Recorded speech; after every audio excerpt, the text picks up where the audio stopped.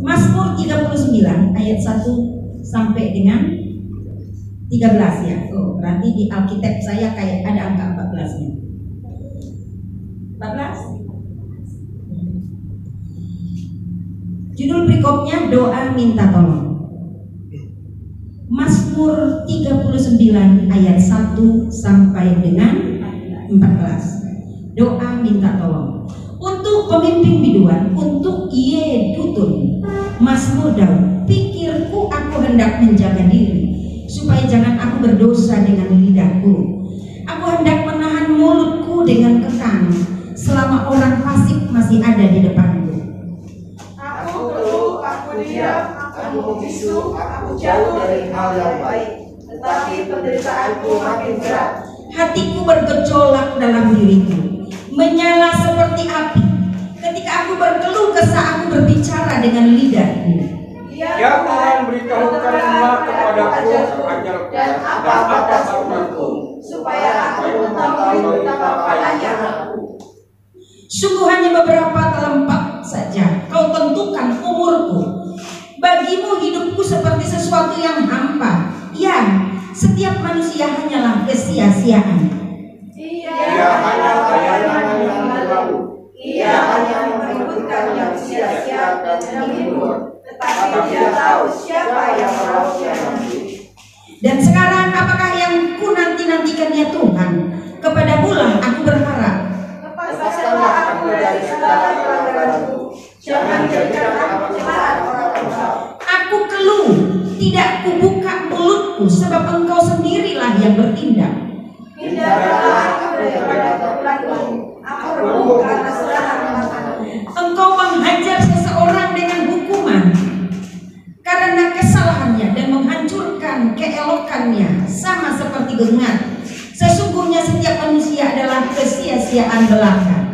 Dengarkanlah doaku ya Tuhan, dan berilah telinga kepada teriakku minta tolong. Janganlah berdiam diri melihat air mataku, sebab aku menyumpah padamu. Aku berdagang seperti semua nenek moyangku. Alihkanlah pandanganmu daripadaku, supaya aku bersuka cita sebelum aku pergi dan tidak ada lagi. Sama-sama kita baca ayat 13. 13. Dengarkanlah, 1, 2, ya. Dengarkanlah doaku ya Tuhan, dan berilah telinga kepada teriakku minta tolong. Janganlah berdiam diri melihat air mataku, sebab aku menumpang padamu. Aku pendatang seperti semua nenek moyangku. Tema firman Tuhan buat kita hari ini adalah jangan jemu-jemu berdoa. Amin. Temanya apa? Jangan jemu-jemu berdoa. Supaya kita lebih konsentrasi dengan firman Tuhan ini. Anak-anak jangan lari-lari, supaya suara kakinya tidak terekam. Jadi firman Tuhan buat kita di Mazmur 39 ayat 1 sampai 14. Ayat intinya ada di ayat 13. Dikatakan di firman Tuhan ini, dengarkanlah doaku ya Tuhan, dan berilah telinga kepada teriakku minta tolong. Janganlah berdiam diri melihat air mataku, sebab aku menumpang padamu. Aku pendatang seperti semua nenek moyangku. Maka tema firman Tuhan buat kita adalah jangan jemu-jemu berdoa. Di sini ada kata berilah telinga kepada teriakku minta tolong. Jadi ada permintaan. Permintaan kepada siapa? Permintaan kepada Tuhan. Jadi kalau meminta kepada Tuhan, ini identik dengan yang namanya doa. Sampai si pemazmur berkata, janganlah berdiam diri melihat air mataku. Air matanya sudah terlalu banyak. Kalau dihitung-hitung mungkin tidak terhitung lagi. Bukankah di firman Tuhan lain dikatakan, Tuhan menampung air mata setiap orang yang berseru-seru kepadanya. dia tampung air matanya di keringatnya dan diubah menjadi berkat. Amin. Diubah jadi emas permata. Amin. Diubah jadi mujizat. Amin. Tapi doa siapa itu? Doa siapa? Coba kita buka firman-Nya di Lukas 18. Coba perhatikan firman Tuhan dengan seksama. Hari ini kita bicara tentang doa. Mungkin kita sudah banyak berdoa, tetapi mungkin belum terjawab. Apa penyebabnya? Lukas 18 ayat 1. Perumpamaan tentang hakim yang tak benar.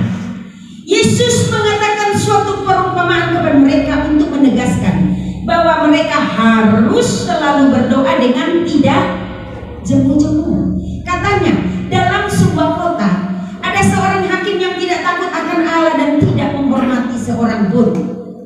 Dan di kota itu ada seorang janda yang selalu datang kepada hakim itu dan berkata, "Belalah aku terhadap lawanku."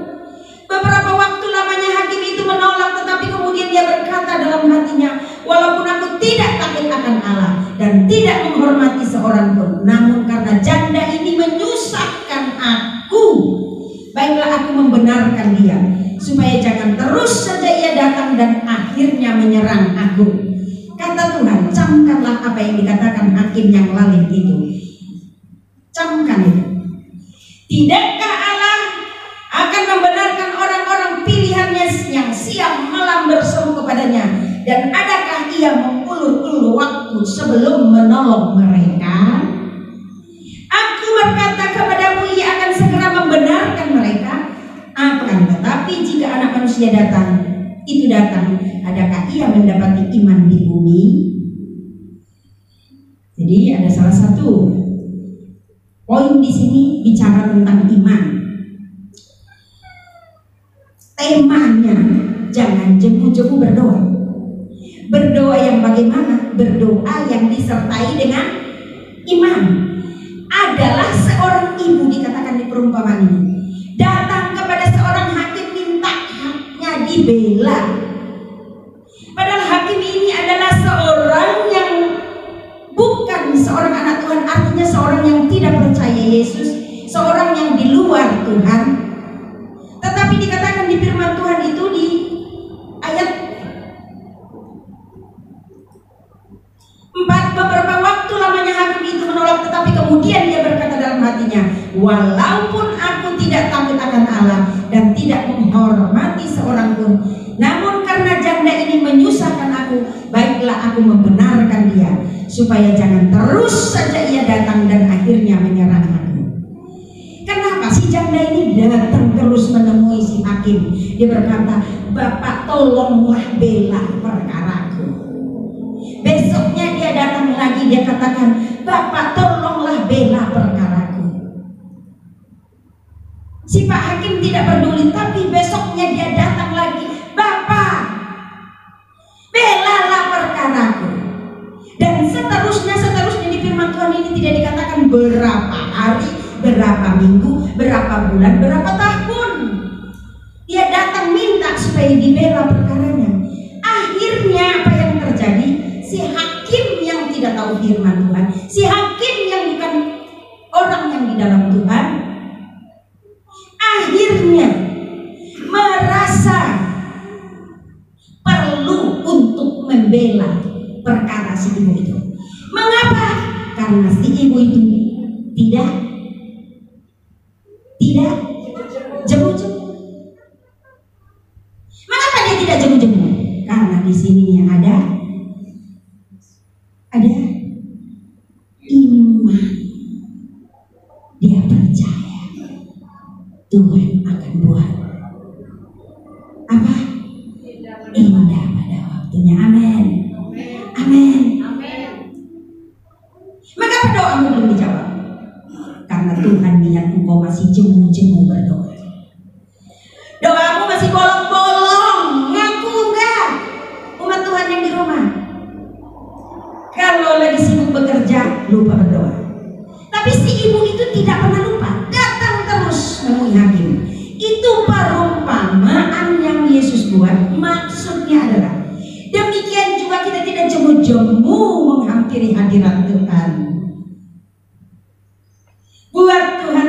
sampai mengenal suaramu.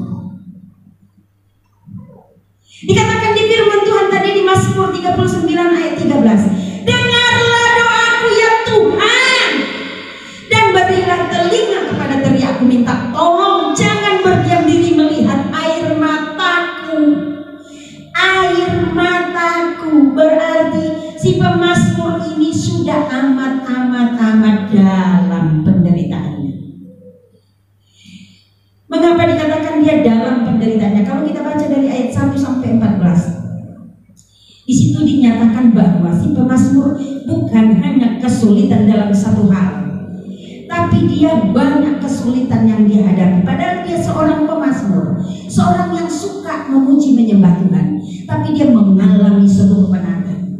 Dia katakan di ayat 1b, ayat 2, pikirku aku hendak menjaga diri supaya jangan aku berdosa dengan lidahku. Artinya sudah mulai hampir dia mengeluh dan bersungut-sungut. Dia katakan, aku hendak menahan mulutku dengan kekang selama orang fasik masih ada di depanku. Berarti di sini si pemazmur dikelilingi oleh orang-orang fasik, dikelilingi oleh orang-orang munafik, dikelilingi oleh orang-orang yang dia anggap teman ternyata lawan. Jadi ada banyak masalah yang dihadapi oleh si pemazmur. Maka dia katakan, aku keluh, aku diam, aku membisu, aku jauh dari hal yang baik. Artinya masalah demi masalah terus yang datang, yang gak baik terus yang datang. Tetapi penderitaanku makin berat, katanya. Aku semakin sering memuji menyembah Tuhan, kok kelihatannya secara kasat mata semakin berat penderitaanku, kata pemazmur. Hatiku bergejolak, dalam diriku menyala seperti api. Ketika aku berkeluh kesah, aku berbicara dengan lidahku. Dan dia katakan apa? Ya Tuhan. Nah, di ayat 5, beritahukanlah kepadaku. Sampai seperti ini dia, sampai masuk pada titik hampir putus asa. Dia katakan, ya Tuhan, aku tidak mau jatuh dalam dosa. Kalau memang keadaannya seperti ini terus, beritahulah aku ajalku dan apa batas umurku, supaya aku mengetahui betapa fananya aku. Jadi si pemazmur sampai masuk pada titik hampir masuk pada titik keputusasaan. Tapi akhirnya dia berkata kepada Tuhan, dengarlah doaku ya Tuhan. 7 kali dalam sehari aku berseru berdoa, dengarlah doaku, berilah telingamu kepada teriakku, minta tolong. Lihatlah air mataku. Aku tahu aku menopang padamu. Aku tahu, artinya dikatakan di sini, sebab aku menopang padamu, artinya aku bergantung kepadamu. Karena apa? Aku seperti nenek moyangku, seperti orang tuaku di bumi hanya menopang. Maka si pemazmur tidak peduli dengan yang namanya harta duniawi, karena dia tahu dia menopang di bumi. Tapi dia bilang, sebab aku menopang padamu, artinya adalah sebab aku bergantung kepada Engkau. Jadi saudara yang dikasih Tuhan, kalau minggu lalu firman Tuhan buat kita belajar untuk mengatakan terima kasih atas cintamu.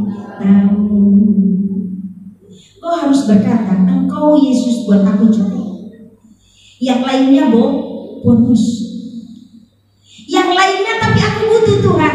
Tuhan berkata, mau bonus? Tuhan bertanya, mau bonus? Jangan jemu-jemu berdoa. Amin. Ya. Maka si pemazmur tidak jemu-jemu berdoa. Dia berteriak terus kepada Tuhan. Dia masuk dalam hadirat Tuhan. Namun saudara yang dikasih Tuhan, dikatakan di Lukas 6 ayat 46, firman Tuhan kita tadi pagi, salah seorang baca Lukas 6 ayat 46. Mengapa kamu berseru kepadaku, Tuhan, Tuhan, padahal kamu tidak melakukan apa yang aku katakan. Ya. Ada yang merasa ditegur dengan firman ini tadi pagi? Mengapa doamu tidak dijawab? Mengapa sampai sekarang belum dijawab? Karena engkau melakukan apa yang kau mau, bukan apa yang Tuhan mau. Amin. Amin. Tuhan mau seperti yang dilakukan oleh Abraham, seperti yang dilakukan oleh Yusuf, seperti yang dilakukan oleh Daniel, seperti yang dilakukan oleh Daud. Apa itu? Sempurna. Saya kasih istilah di rumah. Istilahnya cuma 3 huruf. A, B, C. Amin. Jangan lakukan B, C, A. Ada yang jawab di rumah, kan bagus mah B, C, A. B, C, A kan bank, berarti uang. Oh no. Yang benar adalah A, B, C. Amin. Siapa yang mau B, C, A?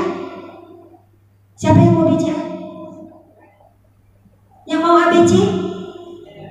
Apa artinya A, B, C? Taat dan setia kepadamu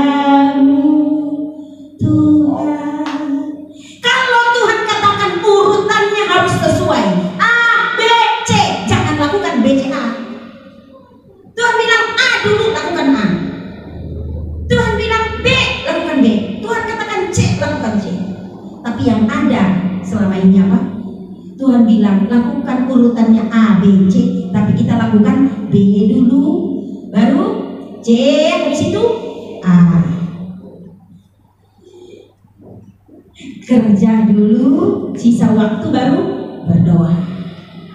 Puji Tuhan, haleluya. Beraktivitas dulu, Allah Tuhan pasti maklum. Berdoanya nanti saja. Sudah tidak sesuai urutannya? Benar apa enggak? Tuhan bilang buka usaha A, malah dibuka usaha B. Akhirnya bangkrut. Salahkan Tuhan, you yang salah. Karena tidak sesuai dengan yang Tuhan mau. Maka dikatakan di firman Tuhan tadi, mengapa kamu berseru kepadaku Tuhan, Tuhan, Tuhan, Tuhan, Tuhan, padahal kamu tidak melakukan apa yang aku katakan.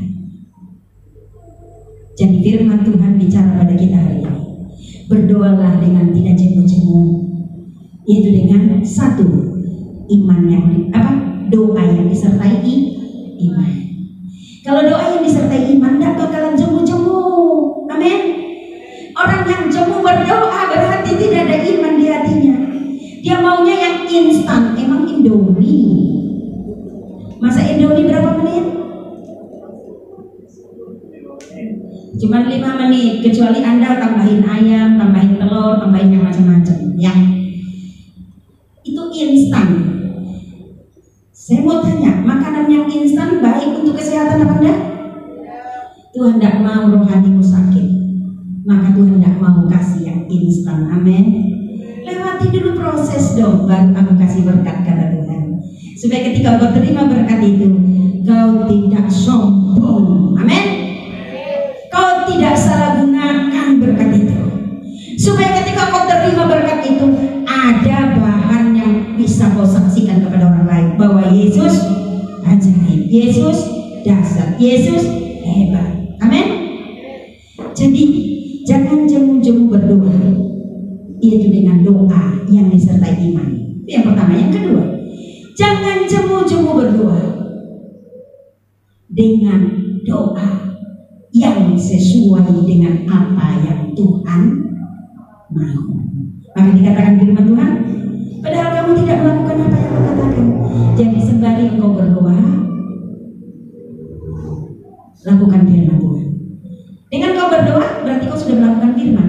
Tetapi tidak cukup hanya itu. Engkau harus seorang yang tekun berdoa, tapi juga tekun melakukan firman Tuhan yang lain. Amin. Amin. Kemarin saya dapat satu postingan dikatakan di satu status orang. Dia katakan gini, kau mau pelayananmu sukses di mata manusia, atau pelayananmu biasa-biasa saja, tetapi engkau sukses menjalani prosesnya Tuhan. Pilih yang mana? Pilih yang mana? Berat juga pilihnya, amin. Pelayanan sukses di mata manusia, jemaatnya 70.000, PK-nya 5M sebulan. Dalam setahun 6 kali pergi berlibur ke luar negeri. Setiap mengadakan KKR terjadi mujizat. Banyak orang terima mujizat. Berhasil secara kasat mata, dilihat manusia. Enak apa enggak? Nah, atau pilih yang kedua, pelayananmu biasa-biasa saja, tapi engkau sukses melewati proses yang Tuhan izinkan. Amin. Pelayanan jalan terus, makan jalan terus.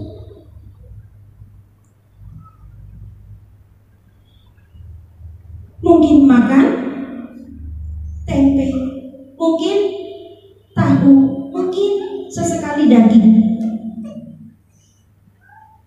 Biasa-biasa saja, tidak kelihatan seperti orang lain.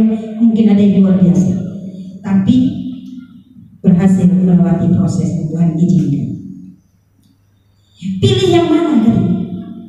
Pilih yang ketiga aja, ya. Sukses di mata Tuhan dan di mata manusia. Tetapi dalam tanda petik yang saya kasih pilihan tadi, bukan berarti orang punya banyak jemaat dia tidak sukses di mata Tuhan. No. Kita berdoa juga yang punya jemaat banyak sukses di mata Tuhan, sukses menjalani proses yang Tuhan izinkan. Tapi bukan itu yang mau kita bahas. Di firman Tuhan ini dikatakan jangan jemu-jemu berdoa. Namun keadaan kehidupan rohani orang Kristen KTP. Kristen KTP itu apa? Kristen tanpa pengharapan. Seperti di firman Tuhan yang kita baca tadi pagi juga kayaknya, Lukas 6 ayat 49, yang mendirikan rumahnya di atas pasir. Ketika badai datang, banjir datang, hancur, tidak ada harapan.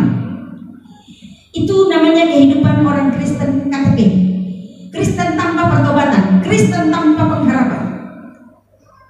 Mendirikan rumahnya, imannya di atas dasar yang tidak benar, sehingga ketika ada masalah langsung down.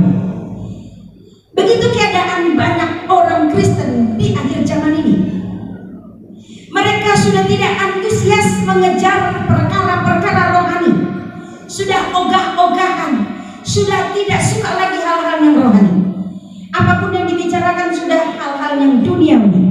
Ibadah semaunya saja, ibadah sesempatnya saja.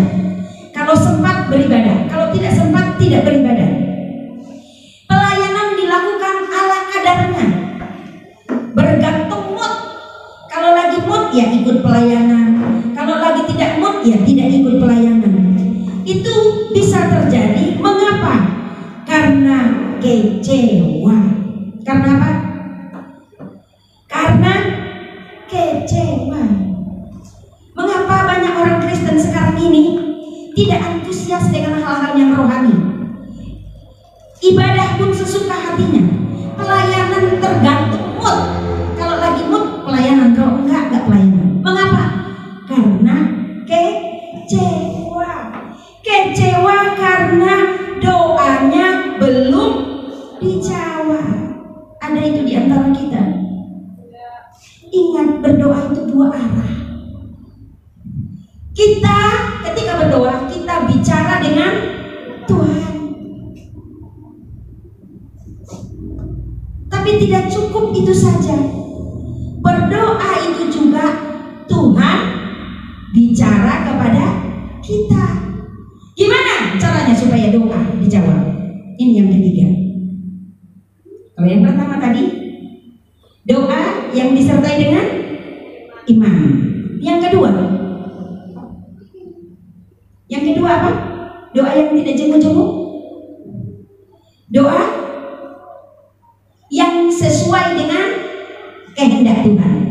Yang ketiga, doa yang bagaimana yang Tuhan jawab? Doa yang berjalan dua arah. Apa? Doa yang berjalan dua arah. Apa itu dua arah? Kita bicara dengan Tuhan, Tuhan bicara dengan kita. Jadi ada aturan doa. Ketika kita bicara dengan Tuhan, Tuhan katakan, aku mau dengar suaramu, aku mau dengar doamu, asal ketika aku bicara kau dengar. Amin. Amin. Seperti ini contohnya. Tolong di sini ilustrasinya seperti ini. Kalau hanya pakai gerakan, ya, supaya lebih sempurna untuk menutup firman Tuhan.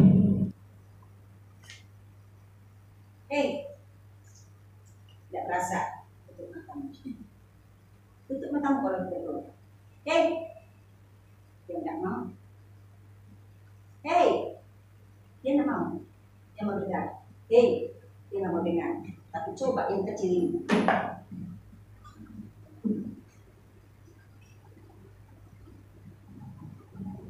Seandainya pas yang ukuran nilai uang yang terbesar tadi, ukuran uang yang terbesar tadi mau dengar, uang yang datang akan uang seperti itu terus. Anggap ini harga 100.000, seperti itu terus. Coba kalau seperti itu, ambil. Ini orang yang taat dan setia. Coba ambil.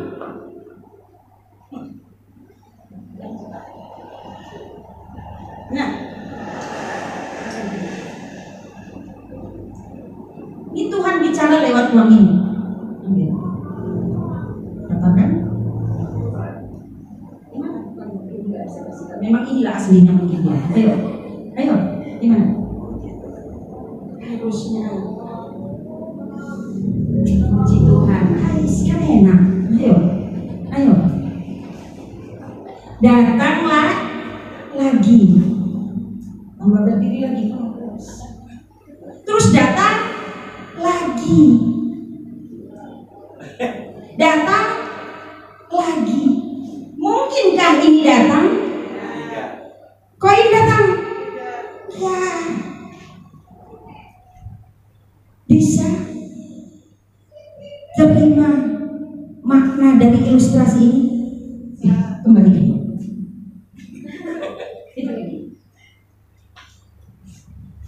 Sering tidak sebenarnya Tuhan bicara kepada kita.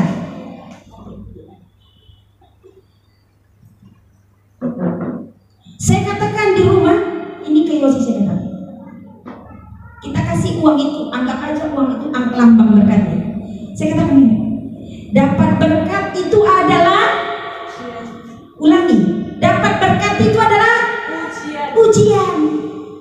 Hei, jangan sombong. Sebenarnya kau tidak pantas dapat uang 50.000 walaupun kau bekerja. Jangan kira karena aku bekerja maka aku dapat uang 50.000. No. Firman Tuhan katakan itu semua apa? Oleh karena kemurahan Tuhan. Kalau selalu setiap kau dapat berkat kau katakan ini kemurahan Tuhan, kemurahan Tuhan, kemurahan Tuhan, kugunakan untuk kemuliaan bagi nama Tuhan. Mungkin nggak nominalnya Tuhan buat semakin kecil. Jadi jangan jemu-jemu berdoa dengan apa? Doa yang dikehendaki Tuhan. Itu poin ketiga tadi. Yang keempat yang motivasi menyenangkan hati Tuhan.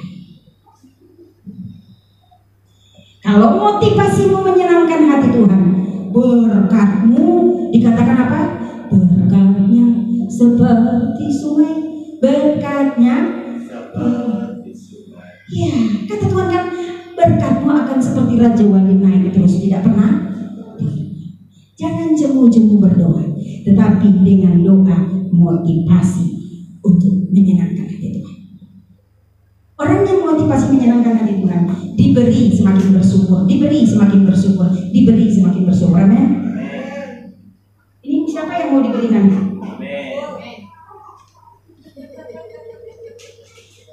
Sudah banyak permintaan, hanya permintaan siapa yang akan dijawab. Amin. Dompetnya aja kecil. Amin. Jadi, saudara yang dikasih Tuhan, ingat berdoa. Kalau kau berbicara, Tuhan juga lagi berbicara. Dengar Tuhan berbicara, amin. Kalau Tuhan bilang maju, maju. Tuhan bilang stop, stop. Tuhan bilang jalan, jalan. Tuhan bilang lakukan, lakukan. Kalau Tuhan bilang enggak, ya enggak dulu. Amin. Tadi itu poinnya kita tadi, ibadah mesbah doa pagi di rumah. Saya katakan pada seseorang yang di depan saya, selama engkau melakukan apa yang engkau mau, jangan harap kau akan jadi orang sukses. Kuncinya jadi orang sukses apa? Lakukan apa yang Tuhan mau lewat nurut orang tua. Bagaimana mungkin kau bilang aku takut sama Tuhan padahal Tuhan tidak kau lihat? Allah yang kelihatan ada di depan, amin. Nurut dengan orang tua, pasti kau jadi orang sukses. Berikutnya saudaraku yang dikasih Tuhan, ingat doa bukan sekedar kita bicara sampai menyampaikan isi hati kita kepada Tuhan, tetapi jika kamu berdoa, kamu juga harus siap mendengar suara Tuhan. Jangan jemu-jemu berdoa. Selalu berdoa dengan tidak jemu-jemu. Artinya berdoa tidak jemu-jemu, artinya berdoa terus menerus.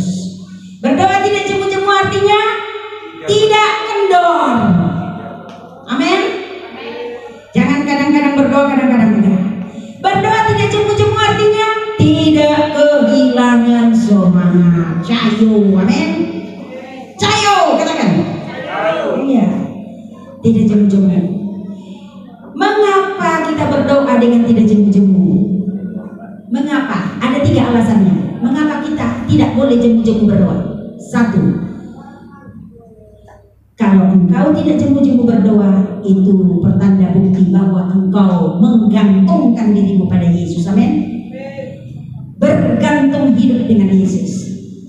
Jadi ketika ada godaan mengatakan, ada ngapain berdoa? Enggak dijawab-jawab kok. Nah itu kata-kata dari siapa? Kata-kata siapa? Tuhan apa iblis? Iblis. Dengar kata-kata Roh Kudus. Katakan pada dirimu, aku bergantung dengan Tuhan. Amin.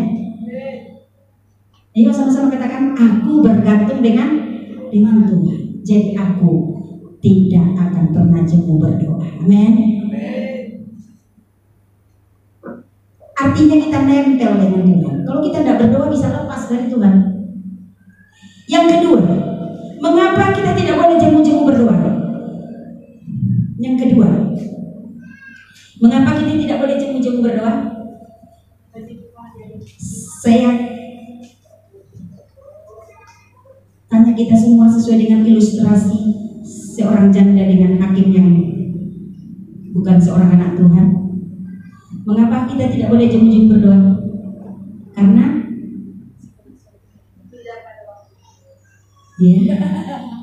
karena Tuhan akan buat indah pada waktunya. Ada banyak orang akhir-akhir ini sudah tertawa geli mendengar ayat firman Tuhan Pengkhotbah 3 ayat 11. Tuhan akan buat indah pada, coba dibaca Pengkhotbah 3 ayat 1. Ayat 11 ya. Yuk.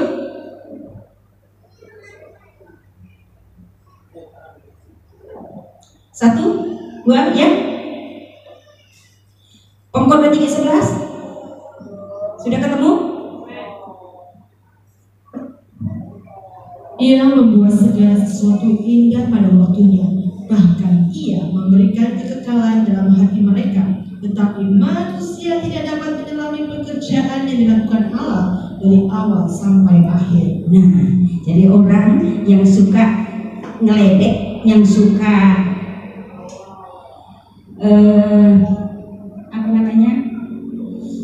ngeceh firman Tuhan Pengkhotbah 3:11 itu sesuai dengan firman. Karena firman Tuhan apa bilang? Manusia tidak bisa menyelami. Maka ketika dibilang, aduh, temen aja berdoa, Tuhan pasti buat indah pada waktunya. Nggak mungkin gitu. Kayak ngeceh sama Tuhan. Kalau mungkin hanya tertawa karena di dalam tetap mengimani tapi tertawa dengan iman, itu nggak apa-apa. Tapi kalau kita sudah tidak mempercayai itu, persis firman Tuhan berkata memang manusia tidak menyelaminya. Tapi mari kita belajar menyelami isi hati Tuhan. Tuhan bilang apa? Indah pada waktunya. Jadi mengapa kita tidak boleh jemu-jemu berdoa?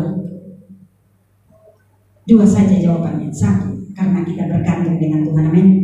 Kita tidak jauh dari Tuhan. Karena doa itu mendekatkan kita dengan Tuhan, buat kita intim dengan Tuhan. Yang kedua, karena dipastikan itu doa pasti dijawab, bahkan dibuat indah pada waktunya. Amin. Tapi ingat, waktu Tuhan bukan waktuku. Amin. Iya. Jangan paksakan waktumu dengan waktu Tuhan. Saudara yang dikasih Tuhan, ada 4 hal yang bisa membuat doa dijawab. Jawaban bergantung kepada 1. Kesungguhan kita, ketulusan hati kita melakukan firman Tuhan. Yang kedua, doa bergantung pada motivasi hati kita. Apakah motivasi kita untuk menyenangkan hati Tuhan, atau untuk pamer diri, atau untuk kepentingan diri sendiri? Yang ketiga, doa dijawab bergantung pada iman. Imannya simpel, yaitu iman biji sesawi. Apa itu iman biji sesawi? Iman yang kelihatan kecil tapi ditujukan kepada Allah yang besar. Yang keempat, doa dijawab bergantung pada waktunya Tuhan. Amin. Jadi jangan jemu-jemu berdoa, percaya bahwa Tuhan pasti buat indah pada waktunya. Jadi ada 4 hal. Jawaban doa bergantung pada 4 hal. Yang pertama, kesungguhan hati kita dalam berdoa dan melakukan firman Tuhan. Yang kedua, bergantung pada motivasi hati kita. Untuk apakah berkat itu kita gunakan? Apakah untuk senangkan diri kita atau senangkan hati Tuhan? Yang ketiga adalah jawaban doa bergantung kepada jenis imannya. Jenis iman yang Tuhan jawab doanya adalah iman biji sesawi. Walaupun engkau orang sederhana, engkau bukan teologi, engkau bukan pendeta, engkau jemaat biasa, tapi engkau punya iman biji sesawi. Iman biji sesawi di dalamnya terkandung apa? Iman yang percaya walau tidak melihat. Imannya yang kecil tapi tujukan kepada Allah yang besar. Itu iman biji sesawi. Dan yang terakhir adalah jawaban doa bergantung pada waktu Tuhan. Amin. Tuhan akan buat indah